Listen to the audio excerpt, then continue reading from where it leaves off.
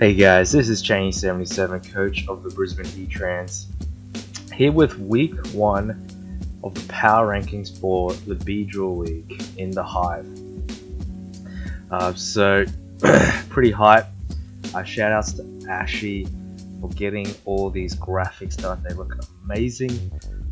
Huge shout outs to you. I'll definitely be throwing his links in the description.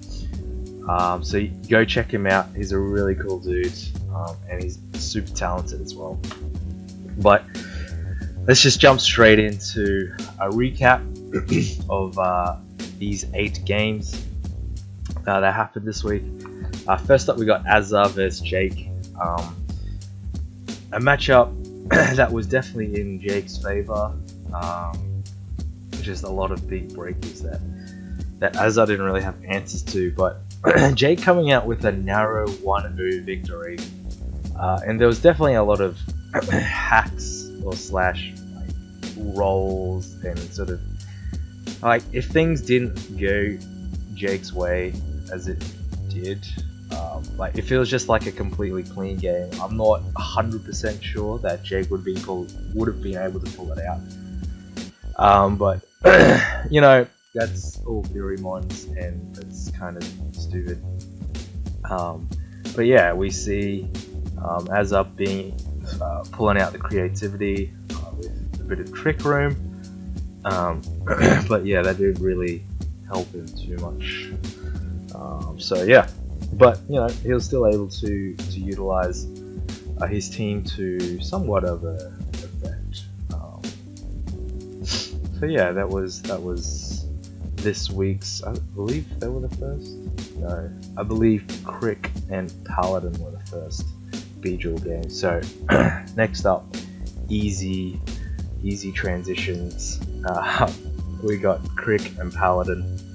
Terrakion putting in a lot of work for Crick, and yeah, this game, although it ended in a 2-0, definitely could have been a lot worse for Paladin, who went for mid-game crits, a mid-game crit on the Venusaur, and he got rewarded. So, yeah, I don't know. Paladin, although he had the Z move on Infernape, didn't really have anything else to break Mega Venusaur. When your Psychic type is Bronzong, and you don't have a flying type, yeah, it's hard. And we definitely saw Paladin struggle to break Mega Venusaur. Yeah, but even though Ape was such a huge threat to Crick, he didn't bring the greatest of switch-ins to it. So that was pretty interesting, but I don't know, Paladin didn't really bring in Ape and allow it to flourish.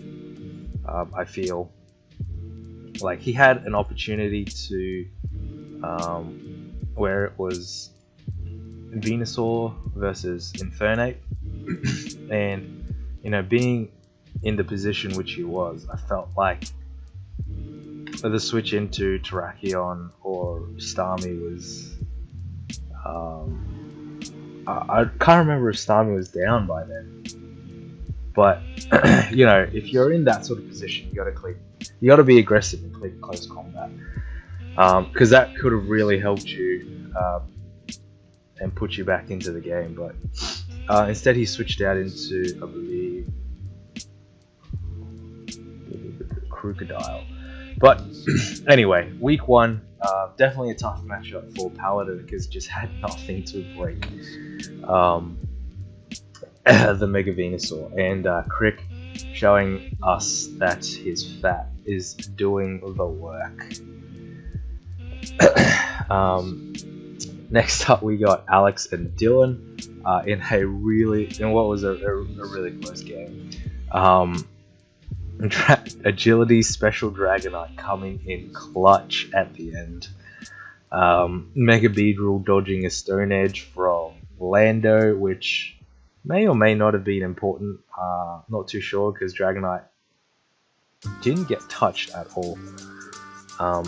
So yeah, Alex really got punished for not throwing those stealth rocks up, for switching his Empoleon on a T-Bolt. Yeah, I believe Empoleon was his rocker, and he kind of just let it die. I think got a prediction, but yeah, Dylan just, I don't know, he went for T-Bolt and he got Empoleon and kept rocks off the field, which was, yeah, it really helped Dylan be able to pull this match through in the end. Alex, interesting team. I know you didn't build it, and but yeah, you played okay. But yeah, this game was pretty whack. Just a lot of whackness. Next, we got Daniel vs Genius. Yeah, Dougie picking up 3 kills somehow. Actually, I believe, yeah, Mousestick died.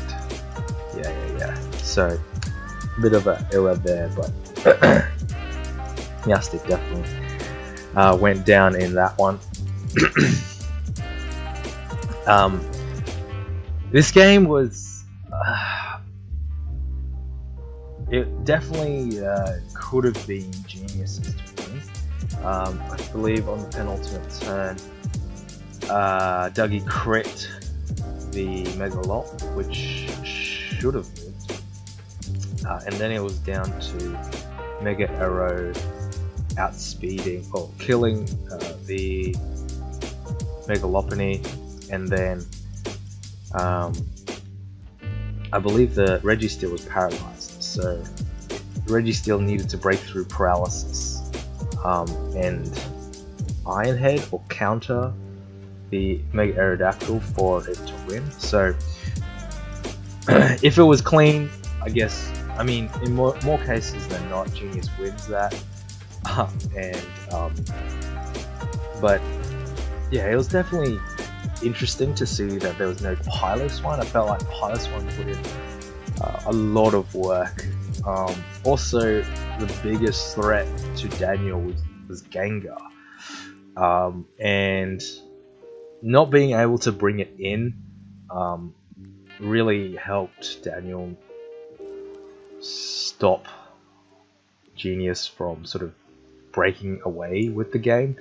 And then in the end, I believe Gengar just became sack fodder to Heatran. So yeah, I definitely feel like there were opportunities for Genius to bring in Gengar, but for some reason he wasn't able to find them. But you know, I could be wrong. I'm just trying to think off the top of my head. But yeah, I mean, unlucky, unfortunate start for Genius, and Daniel's, you know, T-Wave spam kind of paid off for him. Also, Togekiss without Heal Bell. I don't know if Togekiss had Heal Bell, but he didn't click it, and yeah, that definitely didn't help Genius. So a few areas where I feel like he can improve in play and prep in particular. I mean, same goes for Daniel as well. But I definitely feel like Genius should have won this. Just looking at the matchup. But I don't know. I tipped Daniel for some reason because I feel like he couldn't break the bulk, but probably could have broken the bulk. He had Haxorus. I don't know. Next we have Ipro versus Legion. Yeah, Ipro definitely choked this one away.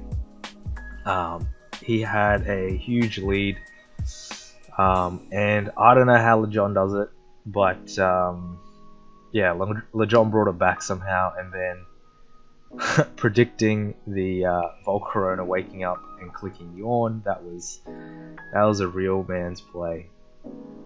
And then what really sealed it for Legion was when Ipro clicked Quiver Dance instead of Fire Blast. I believe, turned 33. If he had hit, I know 5 last could miss, but if he had hit, Lardy pretty much wins from there. Scarf Lardy, so definitely outspeeds Kartana, which we know wasn't scarfed anyway. But yeah, I definitely feel like the matchup was in Ipro's favor. He had ways. I mean, his biggest nuisance was Flame Orb Milotic, which I believe Lejon did bring, but he was able to get rid of it with relative ease. And then he doesn't have a Dark Resist. I mean Psychic Resist. Well, his Psychic Resist is Kartana. So I don't know. I feel like maybe Carmine or a Specs Psychic set or a Shattered Psychic set. I don't know. Could have been able to put in a lot of work, but I'm sure Ipro knows his mistakes, and I'm sure he'll pick himself up for next week. He had some pretty cool. He made a lot of great plays in the early game. Was able to sort of chip down a lot of things to put him in range. It was just really the Sylveon he had trouble getting rid of, and that proved to be the difference in the end. Techno vs Owen. So even though Techno came out with this one, Durant picking up 4 kills. This game was just full of hacks, and they were all towards Techno. So I definitely feel like the prep and play kind of lent towards Owen, but this is the game we play, and on the day Techno won, so it's unfortunate for Owen in the way he started for the season, but that's the way a cookie crumbles sometimes, and I'm sure he'll pick himself up for next week. I'm pretty sure he's got a pretty tough game. Well, to be fair, most games are tough, so Beedrill's no joke. There are some studs in this, but the game's pretty hard to evaluate just because there was a lot of hacks, and changed a lot of would have changed a lot of plays, or changed how Owen played a lot if it was clean. So hard to theorem on that one. Next we got Nada vs TCMTL. Nada just fully dominating TC, just pretty much outbulked him with Pharaoh and Slowbro single-handedly, and TC didn't really have many responses. I know his Manaphy got parried 2 or 3 times, and that really would have helped get rid of the Ferrothorn, but I think at that point everything was weakened enough where Chandelure could have clicked Shadow Ball like 3 or 4 times and won. So I don't really know if that piece of hacks changed the outcome, or even changed the differential. I don't think it would have changed the outcome. But it's unfortunate, and I guess TC's team really got exposed. In sort of the weaknesses that it has. Not even with Justin. Justin's help, could he overcome it? So it's kind of back to the drawing board for TC, and I think he's got Lejon this week, so another tough opponent, but hopefully TC bounces back and is able to prove that he is able to run with the people in Beedrill, which I definitely feel like he is, but his team is just so bad. But anyway, lastly, moving on to Ace versus Jack. So, Ace kind of just like turned to, he let his probably his best wall breaker outside of Mega Guard, like between Mega Guard and Swallow. Both of them were huge wall breakers for him, and then turn 2, he let Swallow get knocked off. It's Flame Orb, which basically he just loses Swallow for nothing. Like, so yeah, losing Swallow for like 4% on Gliscor is not really the way you want to start your season. But you know, I guess Ace try to play too aggressively, try to switch it in on an EQ, but yeah, I'm not even sure if no, it did have, no, Gliscor definitely did have EQ on that set, so I guess nice read on Jack's end. I believe Gliscor was set up for him. Oh no, probably had Taunt Roost, EQ, knockoff. Yeah, that's a fair set. But yeah, I think from that point, Ace was just really reeling, trying to win, I guess. Like he was, his win con was always Autotomized Celesteela, which, you know, Jack knew from the beginning, and you know, definitely Ace definitely could have lowered the differential had he not tried to continuously win. Could have been like 3 or 4-0, probably a 3-0. But yeah, he tried to be a man, and he almost it almost paid off when Jack switched in his Tapu Koko. If that Tapu Koko had got crit, then yeah, I'm not sure if Jack could have pulled that one back, which yeah, very very interesting. Don't choke like that, Jack, please. When the win's in the bag, just take the win. But yeah, Jack definitely outplayed Ace in that one, in, you know, what is hopefully going to be 2 potential contenders for playoffs. So moving on to, I guess, the power ranking section. Starting off with, I guess, going bottom to top, we got TC in at number 16. Yeah, his team is not great in general. The 11 mons that he has, he prepped. I know he prepped with Justin, so I'm sure his prep was fine, but you know, his playing didn't really reflect the prep that he had done. So not sure, but yeah, TC, hopefully you can prove me wrong, man. Genius next. I probably did Genius a little bit hard here, putting him at 15. Probably should have put him above Alex, because Alex didn't even build his own team.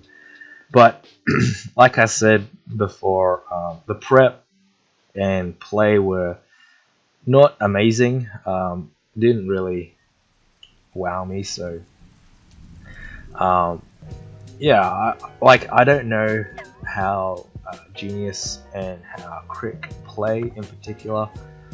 So I guess I'm just going with what I know, more so than this week's performance. But yeah, Alex, I don't know. Alex seems to always be in the running for playoffs somehow every year. So we'll see if that's the case. I mean, last season he did need quite a lot of assistance through the RNG department. So I think just with Gen 7, just with Z moves, Alex just hasn't bothered to keep up with the meta, and it's kind of showing a little bit. So yeah, and then next we got Daniel.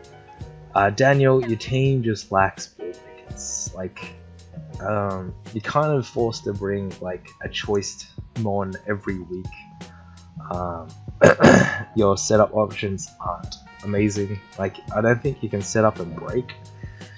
So, and I know that like your team's not built that way, but like if you can't kill anything, then how do you win?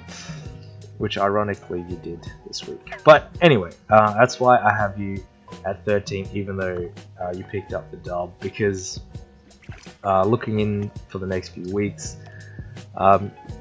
not sure how your team matches up with, how well your team matches up with a few of your next opponents. So, but once again, always happy for you to prove me wrong.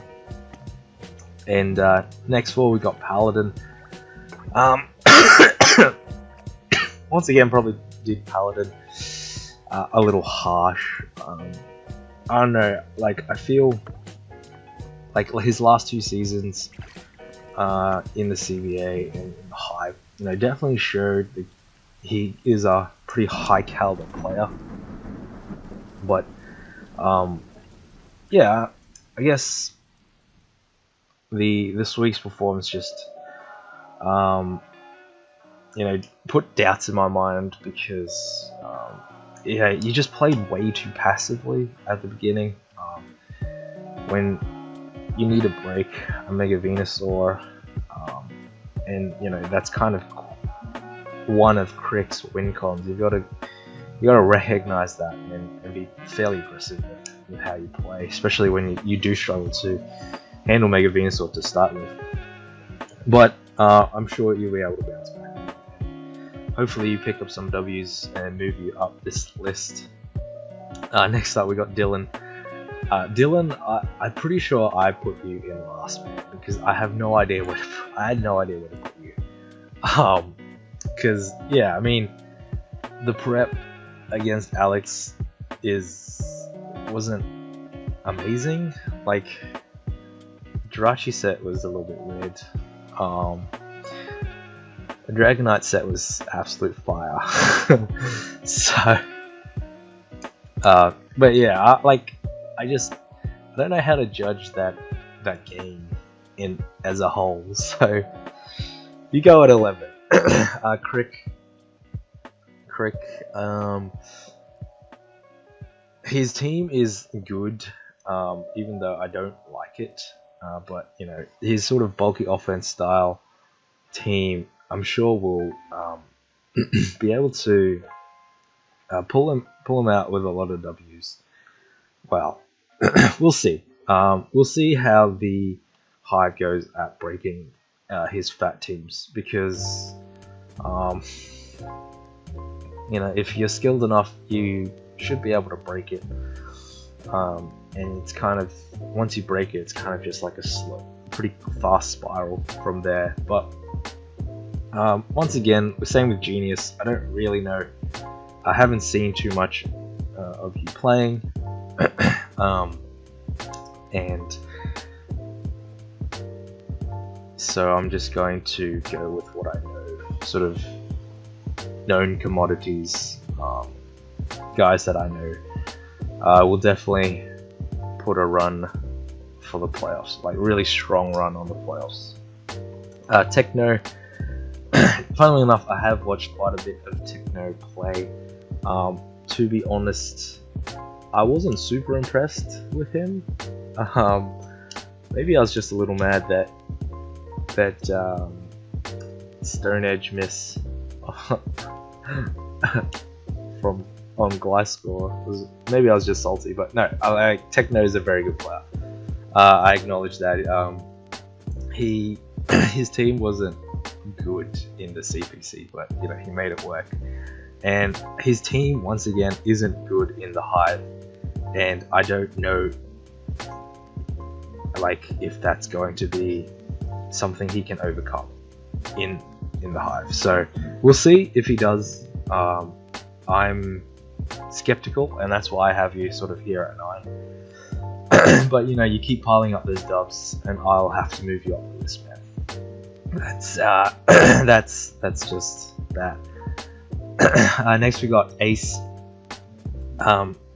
Ace, Ace has a good team, apart from the lack of rocks. His team is, very solid, and Ace is also a really good player. So I know that he'll pick himself up after this week 1 loss, and be able to put on a few wins. So these top 8 are kind of like my prediction for who's gonna make the playoffs, and kind of as we get closer to the top, it becomes closer to like so. The guy ranked first is always going to be the guy I think has the best shot to win the championship, and then kind of filters down from there. So these top 8 are my, I guess, predictions for the playoffs, and at 7 I do have Jake. His win was, I guess, a little bit marred by hacks, but after last 2 seasons, unfortunate, I guess. I don't know if his games were the cleanest last season. Maybe that's just him complaining a lot, and then me sort of not taking that into account. But I do think that Jake will ride his luck this season, kind of like how Alex did last season. But Jake's also a really solid prepper, a really solid builder. So prep is like 80% of the game anyway. So yeah, I'm pretty confident in Jake's ability to pull it into the playoffs this season. So that's why I got him at 7. Next we got Owen. So Owen's team is really busted. It's good. It's really strong. Those top 6, just massive threats every week. So I definitely believe he has the team and the ability to make the playoffs this season.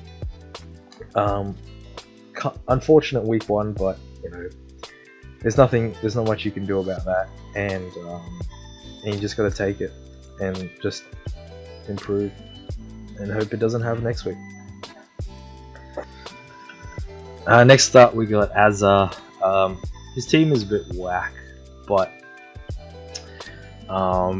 he has something that I guess Gypsy talked about this week when he was versing Maddie. It was like he has Maddie's team is kind of Trick Room with Speed Pass, and so what that means is he has really fast mons and really slow mons, so really good control of the speed tiers, and that's kind of similar to what Azar has here, but no Scolipede. But he does have setup options with Mew, and then Zygarde 10% being able to run Dragon Dance, and then just some really fast mons like Mega Pidgeot. So speed tiers are they're good in that sense, and so he has really good control of that. So he has the option to sort of run Trick Room or run sort of setup sweeping at any given week. But yeah, I guess this one is more on ability, and I think Azar's strength is playing and sort of knowing how his opponents play. A lot of these guys have been playing with Azar for so many seasons, and he's able to read them fairly well. I think the one he struggles most with is Legion. Probably struggles reading Mayo as well. But yeah, he kind of just has that gut feeling to know how his opponents will play. and you know, through that he'll be able to pick up a lot of wins. And if he doesn't make the playoffs, I'll be shocked. Next we got Ipro. So, like I said, I feel like Ipro's team is probably the best. So that's why he's up here. Like, coupled with the fact that he's a pretty solid battler as well. You know, he'll be pretty mad with himself that he didn't pick up the win this week. But you know, you got this week or next week to win. So, and it's just 1 week, so it shouldn't be too bad. I think 7-3 record guarantees you playoffs. So, but oh my gosh, his division is hard as. He's got Techno, Nada, and Ace. Yeah. Good luck, man. That division is a tough one. But yeah, we got, I guess, the next division rival in Nada. So Nada's team is a very typical team, and Nada always makes playoffs, so that's why he is this high. He, I guess, yeah, really dominated TC, which definitely affected, I guess, how I looked at or how I placed him. But you know, when you have the matchup and you win big, so you do what you're supposed to do. I can't fault him for that. So next up we got the champion in Lejon. So I was pretty sure I was always going to have Lejon sort of up at the top, purely because he's a proven commodity. You know, finals 2 seasons ago, champion last season. So he's proved that he's good enough, and even if his team is bad in everybody's eyes, he makes it work. So can't fault him for that. But Lejon, if you bring Alakazam without Magic Guard next week, you're going to 16. So if that happens at any point in the season, you are automatically going to 16. That's not a threat, it's a promise. And then lastly we got Jack. So yeah, really impressive showing against Ace. Yeah, really took it to, I guess, a consensus top battler in the Hive, and just outplayed him. So I guess that's why his team is number 1. I guess his team is also really solid. Yeah, so that helps as well. So there you go. There's your week 1 PRs done and dusted. Hope you guys enjoyed that, and hope to catch you guys next week.